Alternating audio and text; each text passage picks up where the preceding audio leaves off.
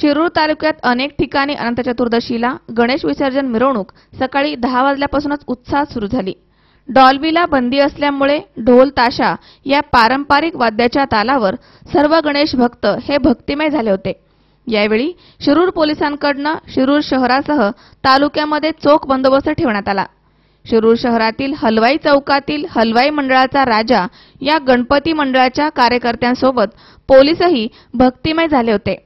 शिरूरचे police निरीक्षक दयानंद गावडे यांच्यासोबत इतर पोलिसांनी देखील यावेळी फुगडी खेळण्याचा आनंद घेतलाय। बऱ्याच वेळा पोलिसांना घरच्यांसोबत गणेशोत्सव साजरा करता येत नाही आणि म्हणून पोलिसांमध्ये नाराजी असते, परंतु शिरूरमध्ये मात्र पोलिसांनी मोठ्या उत्साहामध्ये फुगडीचा ठेका धरला होता। दरम्यान शहरामध्ये सर्वत्रच गणेश विसर्जनाचा उत्साह दिसत होता। पिंपरखेड येथील युवा शक्ती मित्रमंडळाच्या सर्वच कार्यकर्त्यांनी यावेळी ठेका धरला होता। यावेळी युवा शक्ती मित्रमंडळाच्या महिला, लहान मुले, युवकांनी पारंपरिक ढोल लेझिम नृत्य सादर करून सर्वांचं लक्ष वेधून घेतलं। यावेळी मंडळाचे अध्यक्ष नरेश ढोमे यांच्यासोबत सर्वच कार्यकर्त्यांनी चांगल्या प्रकारे नियोजन करून डॉल्बीला विरोध करत गणेशाचं विसर्जन केलंय।